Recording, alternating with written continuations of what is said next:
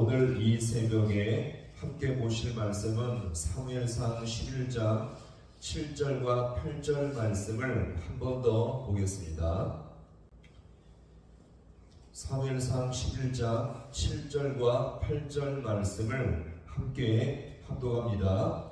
한겨리의 손을 잡아 각을 두고 전령들의 손으로 그것을 이스라엘 모든 지역에 두루 보내어 이르되 누구든지 나와서 사울과 사무엘을 따르지 아니하며 그의 손을도 이와 같이 하리라 하였더니 여호와의 두려움이 백성에게 임하매 그들이 한 사람같이 나온지라. 사울이 베색에서 그들의 수를 세어보니 이스라엘 자손이 30만 명이요 유다 사람이 3만 명이라. 아멘. 할렐루야. 오늘 이 새벽도 주님의 은혜와 도우심이 있기를 간절히 소망합니다. 왕으로 세워진 사울이 드디어 이 암몬과 나하스의 협박과 위협에서 구원할 기회가 오게 되었죠. 만약 사울이 이 기회를 통해서 이스라엘을 구원한다면 그는 모든 사람에게 인정받는 왕이 될 수 있는 아주 절호의 기회였습니다. 사실 아니나 다를까 이 사울은 길르앗 야베스의 협박 소식을 들었을 때에 무엇에 감동을 받았습니까? 하나님의 영에 크게 감동을 받고 거룩한 분노를 품게 되었습니다. 하나님의 뜻과 공의에 근거한 거룩한 분노를 품고요, 이제 암몬과 싸우고자 맞서게 된 것이었죠. 이 거룩한 뜻을 품고 온 이스라엘 전역에 전쟁에 참여할 것을 일종하게 되었습니다. 이때 사울이 한 행동은요, 과거 사사기 때에 레위인이 첩을 데리고 있었던 행동과 닮았지만 분명한 차이가 있었죠. 무엇이 닮았습니까? 레위인도 자신의 이 첩을 불량배들의 죽임을 당했을 때에 이 첩을 토막내어 각 지파에게 보냈죠. 마찬가지로 오늘 이 본문에서도 사울도요, 자기가 농사일로 사용하던 소 2마리를 토막내어 각 지파에게 보내게 되었던 것입니다. 그러면 차이점이 훨씬 더 중요하겠죠. 어떤 차이가 있었습니까? 레위인은 자신이 충분히 보호할 수 있었던 촉을 방치했고요, 그 다음에 자신의 혈기로 이 사람을 토막내어서 너무나 이 지파에게 보내는 끔찍한 이 죄악을 저지르게 되었던 반면에 오늘 사울은 어떻습니까? 자신이 농사일로 사용하던 소 2마리를 토막내었고요, 이것도 하나님의 영에 크게 감동되어서 한 것이기 때문에 혈기가 아니라 주님의 뜻을 따라 행하는 거룩한 분노였음을 우리가 여기서 볼 수가 있습니다. 따라서 분명 닮은 사건이지만 레위인과 이 사울과는 엄청난 차이가 있음을 우리가 확인할 수가 있었죠. 이렇게 해서 이스라엘 전역에 전쟁에 참여하고자 하는 사람들이 드디어 모이게 되었습니다. 이것이 오늘 이 본문의 말씀인데요. 8절 말씀을 함께 보겠습니다. 사울이 베색에서 그들의 수를 세어보니 유다 사람이 3만 명이더라. 아멘. 이렇게 해서 모인 지역이 베색에서 모였는데요. 이스라엘 백성이 베색으로 장소를 정한 이유는 무엇입니까? 당시 길르앗 야베스와 약 20km 정도 떨어진 지역으로서 전쟁을 돕기에 가장 가까운 장소이기 때문에 이 베색으로 모이게 되었던 것입니다. 이렇게 전쟁을 위해서 이 사울이 군사들을 소집했는데 얼마나 모인다고요?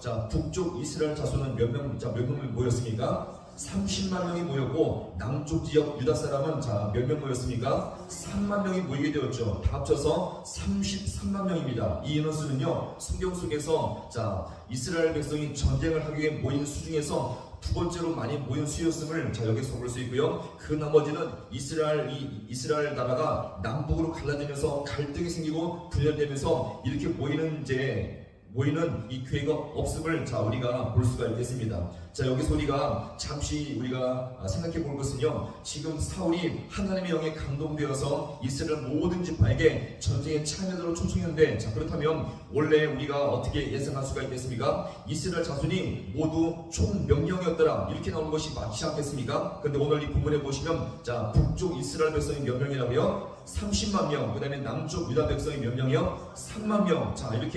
그러면 왜 이렇게 북쪽과 남쪽을 따로 이렇게 말한 이유가 무엇일까요? 바로 여기서부터요, 분열의 조짐이 여기서 보이고 있는 것입니다.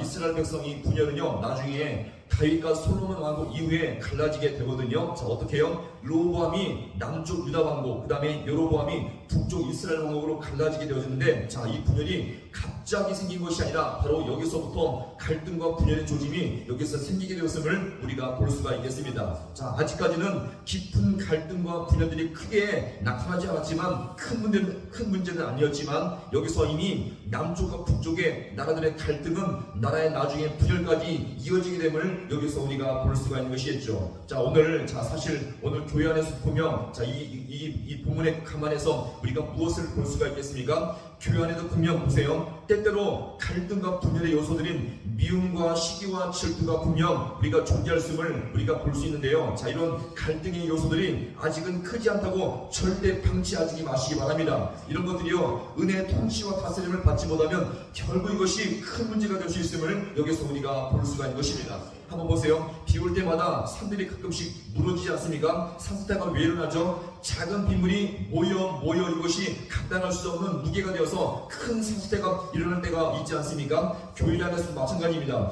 미움과 시기와 질투가 이것이 조금씩 쌓일 때에 하나님의 은혜로 통치함을 받지 못할 때 결국 이것이 터져버림을 말미암아 교회에 큰 문제가 될 수 있음을 여기서 우리가 볼 수가 있는 것입니다. 따라서 우리는요, 큰 문제로 골마 터지기 전에 하나님의 은혜와 주님의 놀라우신 손길의 역사로 말미암아 회복을 경험할 수 있는 우리 모두가 될 수 있기를 간절히 소망합니다. 따라서 보세요. 내 심령 안에 같이 합니다. 은혜가 먼저, 말씀이 먼저, 우리 심령 안에 먼저 말씀의 능력이 먼저, 은혜가 먼저 역사할 때에 우리 모든 심령이 고침받을 때 이 모든 것들이 다시 한번 회복될 줄로 믿으시기 바랍니다. 남을 비판하기보다 먼저 내 안에 은혜의 심령이 채워짐으로 말미암아, 은혜가 채워짐으로 말미암아 이 모든 것들이 더욱더 주님 앞에 언제나 고침받을 수 있는 우리 모두가 될 수 있기를 간절히 소망합니다. 따라서 우리는 교회 안의 분열과 갈등을 없애버리며 이 모든 미움과 시기와 질투가 우리가 더욱더 주님의 말씀과 능력으로 말미암아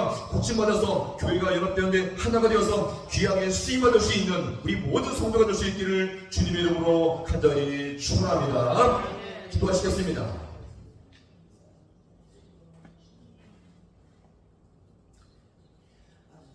하나님 아버지, 오늘도 이 새벽 가운데 우리를 불러주시며 말씀을 따라 더욱더 주님 앞에 기도하게 하심을 너무나 감사드립니다. 하나님, 사울이 암몬과의 전쟁에 앞서서 아버지 이스라엘 백성을 초청했을 때에 아버지 하나님 3만 명과 또 30만 명이 따로 아버지 구분된 것은 아버지 이 순간부터 여전히 아버지 하나님 신령적인 분열과 갈등의 조짐이 있었음을 이 시간 주님 앞에 아버지여 돌아봅니다. 하나님, 우리 교회를 돌아볼 때마다 아버지여 또 아버지 은혜 주님께서 은혜의 통치와 다스림이 있지만 여전히 우리 모든 심령 가운데 연약함과 결핍 때문에 미움과 시기와 질투가 있을 때가 아버지 하나님 있지 않습니까? 하나님, 우리의 심령들을 먼저 돌아보게 하시며 우리의 심령이 먼저 주님 앞에 은혜의 통치와 말씀의 능력 가운데 살아갈 수 있는 우리 모든 귀한 백성들 되게 하여 주셔서 내 심령이 먼저 변화받게 하시며 내 심령이 먼저 주님 앞에 고침받게 하시며 주님께 기도함으로 말씀의 능력을 따라 더욱더 주님 앞에 더욱더 아버지 변화되며 아버지 성령 충만할 수 있는 우리 모든 귀한 심령들 되게 하여 주셔서 더욱더 주님 앞에 아버지 은혜가 넘치는 교회 주님께서 통치하시는 아버지여 복된 교회가 되어지게 주님께서 우리 모든 심령을 은혜 가운데 다스리고 주님께서 역사하여 주셔서 더욱더 주님 앞에 주님께서 보시기에 합당한 주님께 영광을 돌릴 수 있는 복된 믿음의 교회가 되어지게 주님께서 내 가운데 역사하여 주시옵소서.